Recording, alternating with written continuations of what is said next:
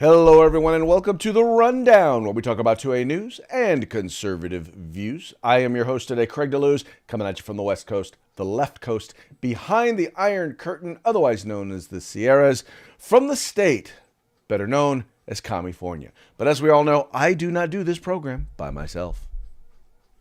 Nope. My name is Mike Piwowarski. I am your co-host from the East Coast. That's the coast with the most. From the co-host with the most here on the Rundown 2A News, conservative views, and Craig, guess what day it is? Mike. What day is it, Mike? It's hump day. Hump day! It's hump day. Hump day! That's right, folks. It is the day in which we attempt to begin the weekend. That's right. Sometimes we do it with success, sometimes not so much. But hey, as we always say, the fun is in the trying. Yeah, I'm going to get started right now. Hold on a second. Look, I'm a little disappointed. You grabbed the bottle. It hasn't even been cracked open yet. Well, that's the problem, see, because they're all cracked open because there's no display models here. These are all widely used models, so. See, I have gotten wise in my older age. I realize that I can't have it like within grabbing distance because, I probably wouldn't. I probably would start my weekend a little bit earlier. But now the challenge is that it is actually right in front of me on the other side of the camera. Yeah, listen, these are not in grabbing distance either. If you saw, I had to move about 6 or 8 inches to grab them. I probably could reach it, Craig, but at our age, my shoulder risks popping out. So I just there you go. Well, the best way to slow that down, man, is just don't take the wheels off your chair. Then you can't reach it. How am I going to get into it? Take the wheels off my chair. All right, that'll work. I know. For those of you who are part of our younger demographic that tend to listen to us on Apple Podcasts. That's an old guy joke. So you will resemble that remark one day. Craig, you know how they say, what is it? 50 is the new 40. Yeah. Well, for me, it's more like 9 PM is the new midnight. 9 PM is the new midnight. Yeah. Yeah. You're like, well, hey. Man, we're gonna party tonight, and you're asleep before even the primetime shows even start. So, yeah. Well, that's why I think that's one of the reasons why they invented DVR, because, things like watching like the late night shows or like Saturday Night Live. Yeah, we can't stay up for that anymore. I'm usually back up by then. You're back up by then. Okay. Yeah. All right. You slept part of it off. I get it. I get it. The sleep pattern or you've gotten up to go tinkle. Go to the bathroom. Oh. Wow, no, I don't know what you're talking about there. So, prostate joke. Sorry. Yep. Anyway, on that note, Mike, before the show denigrates anymore, how about a shout out to our sponsors? Yeah, let's say hey to our good friends over at Hitman Industries at hitmanindustries.net, hitmanindustries.net. You got an AR in the past 5 years. Come on, say it with me. You probably already have one of their barrels. So go ahead and now you can buy direct from them for your next AR build at hitmanindustries.net. California Republican Assembly, we're under a week to go. Go get your best Republican voting advice if you're in California. And of course, if you want some awesome combat tactical gear, go to uscombatgear.com. That's right, folks. These are the people who bring us to you. So do us a favor. Why don't you go to them? Go to the links in the description to this program. Check them out. I promise you will like what you see and you want to spend some money with them. But when you do, make sure you tell them it was the guys over at The Rundown that sent you. Also, if you haven't already done so, please remember, like, share, subscribe. However you partake, encourage your friends to do the same and let them know that they can partake in different ways if they wish. They can watch us anywhere you get your video content, including Spotify, including OpsLens, YouTube, Rumble. I believe we're now via OpsLens. We are now also on Getter. So all those places you can find us. But also, if you just want to listen to the program, you can listen wherever you get your podcast. So check us out. Partake. I don't care how you partake. Just partake. Tell me that Getter is not missing the advertising opportunity of the world by not having Larry the Cable Guy as their spokesman. Get her done. Get her done. Get her done. He should be their spokesman. That's it. You want some social media? Well, get her done. Right. Exactly. So anyway, well, we shall see. Who knows? All right, Mike, I wanted to jump into this first story. This first story really, just so y'all know, this was not originally planned to be our first story today. But I kept seeing all these memes about pandemic amnesty. And I'm like, what the heck is that? Well, needless to say, I went to the Googles and to the Webernets, and I found the article that they were referring to. It's actually an opinion piece, an article that is... that was written by, what's her name? Emily Oster. Emily Oster is a writer over there at, what's the name of that publication? Oh, The Atlantic. So she's a writer over at The Atlantic. And in this particular piece, she is actually talking about the idea of, well, you know, we didn't know what we didn't know during pandemic, so we should forgive people for whatever they said or whatever they did because, you know, we didn't really have all of the information. It wasn't all really readily available for us. As a matter of fact, here's the piece right here. It wasn't all really readily available. We didn't know what we didn't know, so we shouldn't hold people accountable for what they said or what they did during the pandemic. Now, Mike, there's a certain amount of wisdom to this concept that I don't disagree with. The problem I have, Mike, is that for the people who, for one group of people, whatever they said or did, however crazy and out there, they're supposed to be forgiven.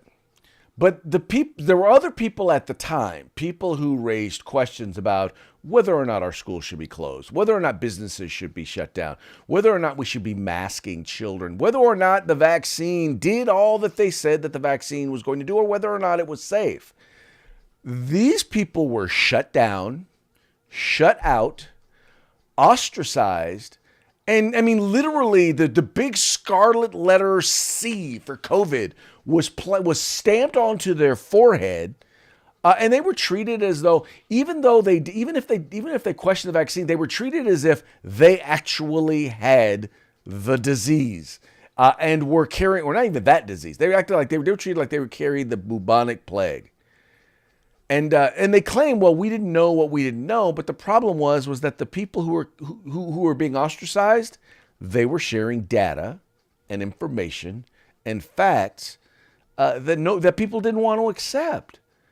And now we're supposed to forgive the Twitters, the Googles, the YouTubes, the Facebooks, the Faucis for what they did to people who disagreed with them. I'm having a problem with this concept. Yeah, let's be clear too. The consequences we're talking about here, the Democrat push for control and COVID cost the Republicans the election. Okay, so that's where you are today with your $6-7 gas or everything else, and you're paying 41% more now, and a minimum of $67,000 more per household is a result of that planned propaganda campaign. Craig, it's not so much that these people, they're saying that we just didn't know these other things. No, they stuck their head in the sand. They buried their heads in the sand. They had the answer they want and didn't want to hear anything from anyone else. And now that they're being proven wrong every day, the policy they come up with is, let's forgive everybody concerning everything with COVID, because otherwise, you'd come bang down and pull us out of our house and burn us at the stake for everything that we did wrong and lied to you about and forced you to take and swallow and literally take the injection we forced you to, or you would lose your job to take. We know that was wrong now, but let's just have amnesty and all get along and hold hands and sing Kumbaya. Right. It wasn't like, okay, you said something that offended me, or we had harsh words over our disagreement. Folks, just so you're clear, our YouTube channel, The Rundown, we had our own YouTube channel, got shut down for saying things that we know today are the truth. right? Now, you can still watch us on YouTube because we have a number of different places we are sharing the program, but it got shut down for something that we know is the truth, right? As Mike just said, there was an entire election. Think about all the changes in election law that took place. And folks, we don't know what direct impact, because no one will actually study it and research it and actually look into it, because if you do, you're considered an election denier. We still don't know the exact impact that all of those changes in vote by mail, and all of that had on the 2020 election. We don't know. But we do know it had an impact, right? There's no way that it could not have had an impact. And it's all based on misinformation, disinformation. Because I say misinformation because there are some people who are passing along information because that's what they had.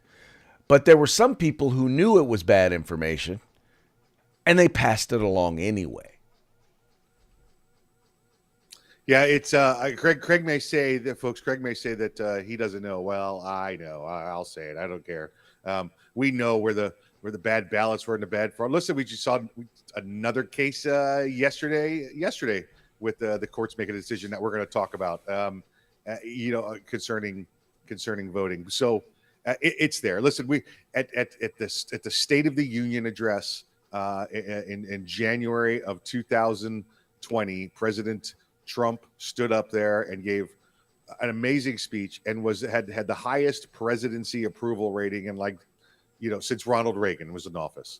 And then they popped COVID 2 weeks later, and watch what happened. And everything you see, we talk to you about it every day. Oh, the unemployment rate. Well, guess who did this? Not him. Right. And thank goodness for certain governors that saved their states. Otherwise, the entire country would have collapsed. Well, exactly. And by the way, that's a whole nother thing, Mike. I'm glad you brought that point up. A lot of the economic issues that we were dealing with coming out of 2020 or coming out of COVID were not the result of COVID. They were a result of policies, government policies. And by the way, not federal government policies. We're talking about blue state governors, blue city mayors who decided to shut down their states, their cities, or their counties for extended periods of time. That is what drastically affected the economy, not COVID-19, because there were other states, there were other cities and other counties that stayed open. Their COVID numbers were no different than they were anyplace else. In fact, once again, Johns Hopkins did a study. The shutdowns reduced COVID infection or mortality by 0.2%. Let me be real clear. 0. That's a tenth. 2. So 0.2%, right? Yep. That we now know that. If you don't like Johns Hopkins, there's a lot of reasons why I don't like them. But hey, liberals, they're your folks, and this is their number, so it's your number. You need to own it. That's right. Remember, when we get shut down on YouTube today, you can find us on the done round. Look at the done round. So yeah, you know what you can do with your COVID amnesty. Here's the deal. Here's what I'll say. You want me to give you amnesty? Okay. I want you to own it all. I want to see lefties stand up and say, yeah, we were wrong. We were wrong on the data and the information. And even though you shared with us the information, we didn't want to see it. I want to see you own that.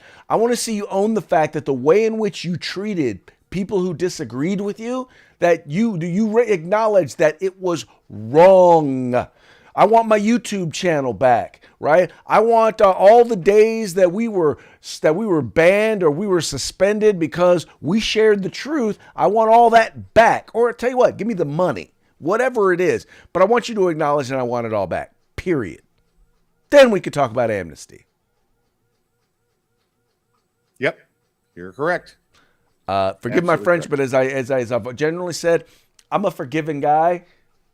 But for me to forgive, you got to own your shit. Yeah. This is again. Please don't blame us for all the mistakes we made. Can't we just all get along? No.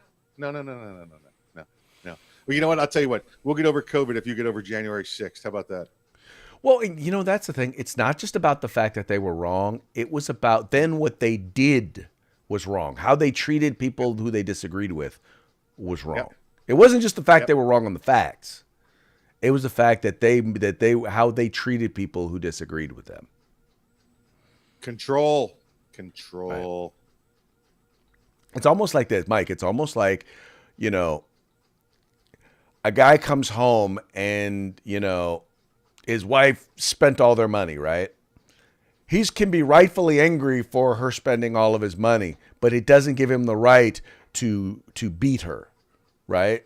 It doesn't give him a right to do that. And that's what they did in this particular case.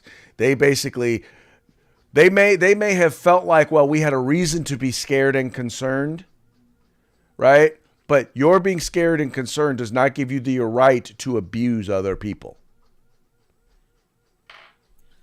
It's a very interesting analogy there, Craig. I'm curious. Do you still beat your wife? You know what, Michael? No, I will not go there with you. Oh, you mean so? No, you don't still beat her. Okay, got it. I do, however, still I am still, however, willing to beat you. How about that? There you go. That, folks. That's the question you use when somebody says it's a yes or no answer. You go, "Oh, really? Do you still beat your wife?" Well, exactly. Sometimes yes or no is not as simple as yes or no. Exactly right. Just saying. All right, moving right along. Paul Pelosi. Every account that I hear from both people on the right or the left says he's not a bad dude. Just so you know. But this story is one that keeps on giving. It is one that you have to talk about and one that you have to address because there's new information about the individual who attacked Mr. Pelosi, and it has to do with the immigration status of said attacker. And it turns out, dude was in the U.S. illegally. He's here. He basically has overstayed his visa.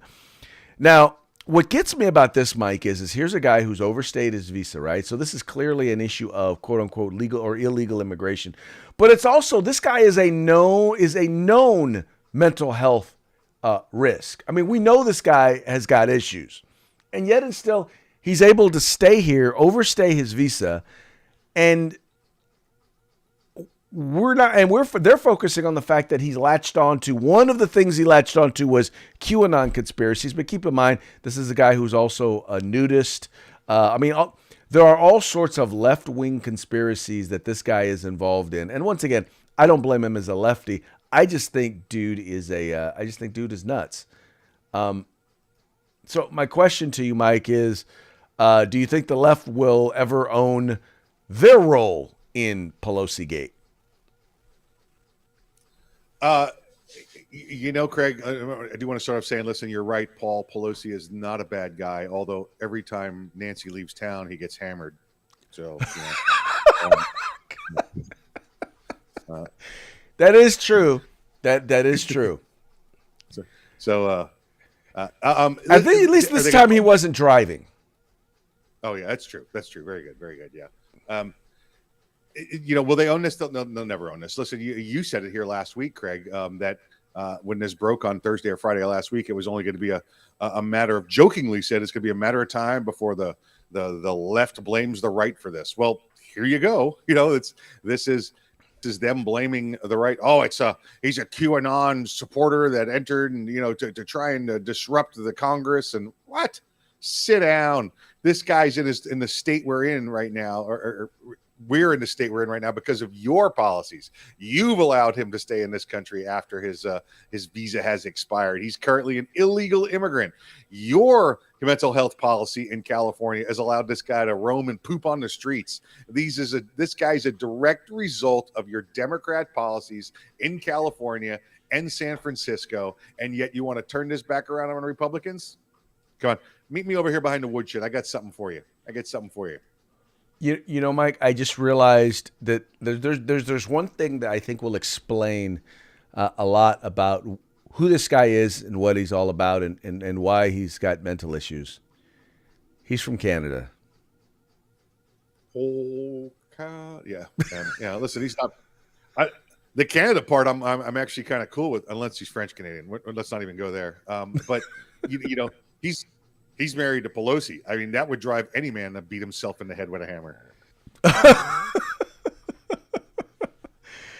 You got a point there. But yeah, once again, they're blaming the right. And here it is. If they actually did what they should be doing, which is enforcing their immigration policy. Now, granted, the guy's been in the U.S. as early as 2001, and my question is, why wasn't dude removed from the U.S.? Not a hard question, just a question. All right, it's one of my favorite actresses that just passed away, Betty White. That's answer your question. There you go. That took me about a half a second. Yep. All right, this next story is a payoff from yesterday. So the fifth grader anti-2A writing assignment. This one, so a teacher basically was complaining because of a writing sample or a writing assignment that was given to her fifth grader. They were given something to analyze, a writing sample to analyze. And in this particular piece, it basically turned out to be a straight up anti-Second Amendment screed that they were supposed to read and analyze. Let me see if I go down here. I'm going down to see if I can find the actual piece. Okay, I'm not seeing it here. Let me go to the other version of the story. But Mike, in this particular piece, it basically was a screed against the Second Amendment. And yes, what I find, and what I thought the mother did was she made a very good point. She said, look, she was a law school graduate, and she said, look, when I went to law school, if I'm looking at analyzing something for punctuation or stuff like that, you're not going to give me something. They wouldn't give me something on like Roe versus Wade, right? They weren't going to give me a piece. Here it is. They weren't going to give me a piece that is something as controversial that is going to get in the way of what it is that we're actually trying to, what we're trying to do, which is analyze this piece. So here was the writing sample. It says something. I'll just read the first paragraph. Something has to be done about the fact that U.S. gun murder rate is 19.5 times higher than the 22 most populous countries combined. Most people live in urban areas where they don't need to hunt. Guns cause violence. Now, Mike, I can't even begin to talk about what the number of issues that there are and the number of things throughout this piece, by the way, that are inaccurate. But they give someone a piece that is inaccurate, promoting propaganda to analyze for punctuation? Yeah, I believe this was actually an influential writing study that they were doing, influential writing assignments. So, Craig, but you're right. You're either right either way here. When you assign something for, please check the punctuation sheet, please check the grammar, do all of that. You make it about a benign topic. You make it about nothing at all. It's just it might be about widgets. Okay, if you're business world related, you make it about a fictional, non-controversial issue because you want them while in training to focus on the grammar, the structure, the diction, the dialect, all of that. That's what you want them to focus on. Same thing when you do influential writing, which is what this assignment was about, is you give them a topic about nothing because, and folks, influential writing is nothing more than the written form of debate, okay? And when you study debate, when you study influential writing, you give them benign topics. You give them topics about nothing whatsoever. So they learn the technique. They learn how to apply that skill to either debate orally or influential writing on paper because you don't want the topic to become the distraction. Once they've mastered the skill, they go on to debate actual topics. But what's happened here is, Craig, I won't even call it propaganda. I'll call it indoctrination. All right. That's what this is. That's what they're laying down here. As they're trying to change the fifth grader's mind that all guns are bad, because they're going to have them focusing on sentence structure and things like that, but their brains are going to retain in the back Right. anti-gun Well, sentiment. but it's also even worse than indoctrination, because most of what is in this particular piece is lies and misinformation. Like, for example, the fact that 80% of people live in urban communities. Really? I don't believe that that is the truth. I don't believe that that is the case. They talks about the fact that, the Second Amendment isn't needed anymore. The reason we had the Second Amendment was because people needed to hunt, not protect themselves or protect their home, right? Or protect themselves from, foreign invaders or from a tyrannical government. This once again, if you get a chance to read this piece, and we'll include it in the in the comments. But it's just, it is lies, and it's lies though that are being perpetrated or that are being shared with this particular fifth grade class. So this mother stood up and said, "No, you will not do this." Yes, and again, whether it's their lies. We know it's their lies, Craig, but they're going to purport it as the truth. That's the way that they work. That's the way that they operate. And again, we've seen as far back as former Attorney General Eric Holder talking about this, is to get into the schools and to brainwash the children and change the way they think about firearms. Right. Here's your example. This is what's going on.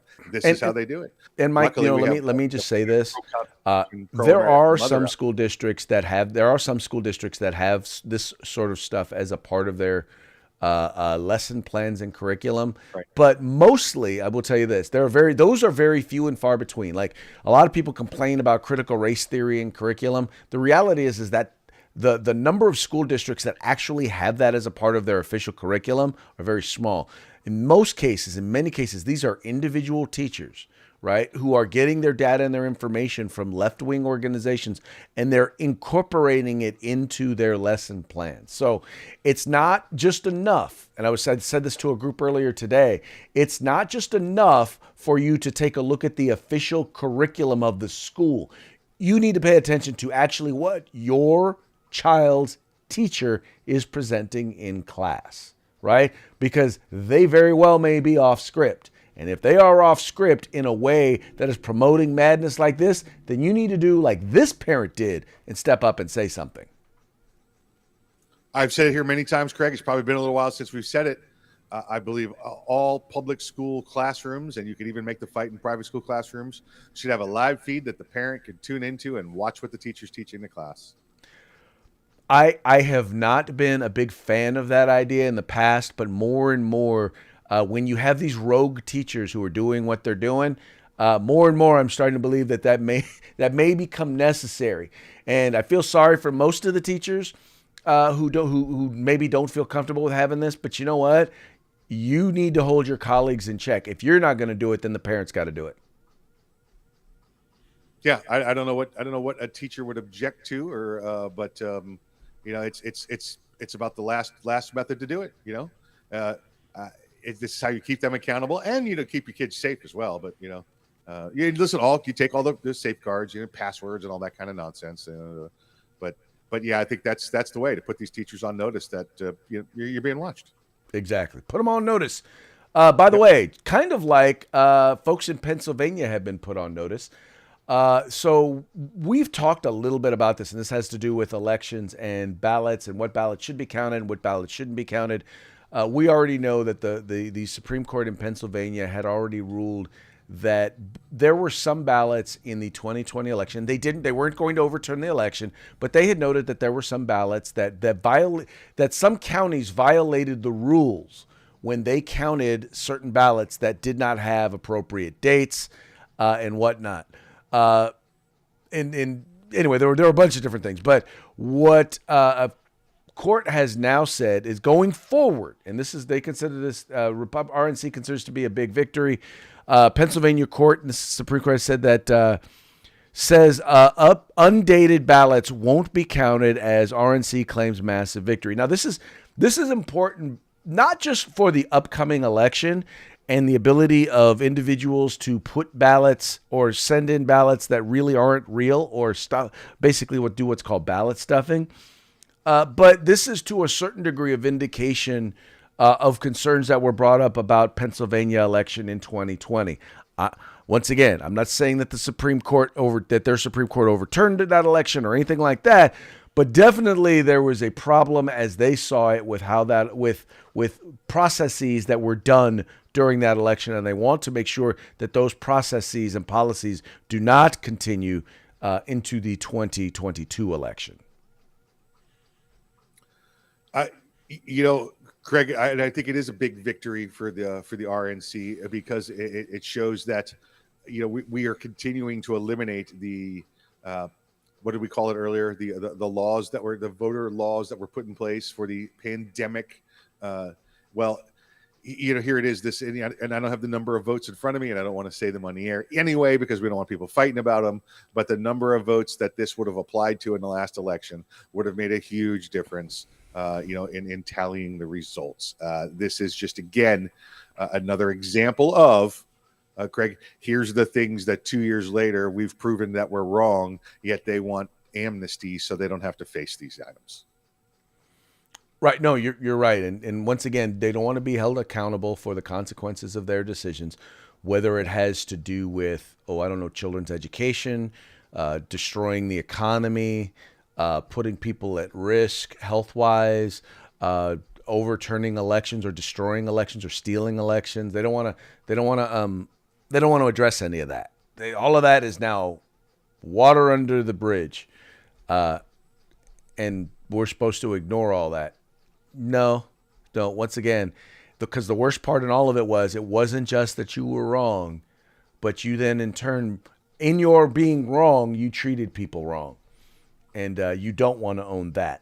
And that's why you want amnesty, because you don't want to own it. And it is a victory, and hopefully we will see in many states, we will start to see some corrections in terms of how elections are run. We're already finding in California, many, many times where voters who shouldn't have been voting actually voted, where people received multiple ballots in multiple locations, from some multiples from the same county. We don't know how far and wide these issues extend, but just keep in mind that the margin of victory for Joe Biden was basically California. The margin of victory in California was, in essence, the margin of victory for Joe Biden in terms of the popular vote. I want you to keep that in mind when you start saying things like, these things don't matter, because they do. Listen, I'd go so far as to say the popular vote does not matter, Craig. I'm not worried about the popular vote. We don't have the popular vote for presidential elections. If you're not focused on the Electoral College, you're wasting your time looking at numbers that don't matter. Well, no. I agree with you on that. My point is that their argument is always, the popular vote. Well, guess what? The popular vote, if you exclude the margin of victory in California, no, he didn't win. And we don't know how exactly. We have no idea. And California, by the way, is one of the worst states when it comes to voter accountability. It is. There's there's nobody who would doubt that except a Democrat. But it is the worst place. By the way, just look at what's going on right now in Los Angeles. But there's no one who would doubt that. So I'm just pointing out, not as much for you or me, Mike, or for people who do believe in law and order, but for those on the left. Yeah, I was agreeing with you, just for the record. So, okay, let's move on to our parting shots. We got some good ones for you today. This first one is in honor of our good friend, Mr. Paul Pelosi. Mike decided to share this one. It's got the little blue flag. It says, "Marked safe from having a hammer fight in my underwear today." Now, the one thing that stood out from that one, Mike, was the word today. Today, yeah. Listen, yeah. Again, yeah. I can't vouch for tomorrow, and I'm taking the fifth on yesterday. But today, I'm good. Weekend's coming up. Can't speak for that. Yeah. All right. The next one, as we all know, the laptop from hell will soon be released. Hopefully, hopefully we'll have somebody talking about the laptop from hell. Yeah. At least somebody in government who has a chance to possibly prosecute dude. We'll get that, but it's going to be about 2 years and 3 months from now. Well, exactly, and that's if former President Joe Biden hasn't pardoned him self. Correct. Yeah, exactly right. Yeah. The big gay.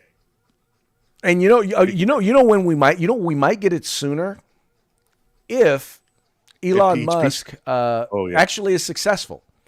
Because it's been the breaking news is reporting that Elon Musk has reportedly made an offer to buy the FBI from the Clintons. I don't know if they're going to sell, man. I don't know if they're going to sell. He's going to walk in with a sink and be like, let that sink in because I can't afford a real good comedy writer. Right. Now, Mike, let's just be real, though. If he is successful in buying the FBI, just remember I said it first. Elon Musk did not kill himself. Oh, listen, if he buys the Clintons off, it's the last you hear of them. Yeah. All right, Mike, we have run a wee bit over, but we're still we're still okay on time. So let's go ahead and give a quick shout out to our sponsors before we call it a day. Right. Remember, by the Elon can shoot them with space lasers, so they can't from space lasers. They're like, "Ooh, f those people right down there," and you just hit them. So, all right. So we got our good friends at Hitman Industries, hitmanindustries.net. If you've got a new AR project coming up and you're building and want a new barrel, hit up hitmanindustries.net. That's hitmanindustries.net. California Republican Assembly fighting a good fight behind enemy lines. Well, now's your time. If you're in California or just want to see what California's doing, check them out and find out what the Republican recommendations are for them. And, of course, maybe a little assistance they could use from you as well. And then, of course, our good friends that give you the best combat gear, tactical gear, web gear you can get at uscombatgear.com. That's right, folks. Please visit them. Let them know that the guys over at the Rundown sent you. And with that, we're going to go ahead and once again call it a day, another successful hump day.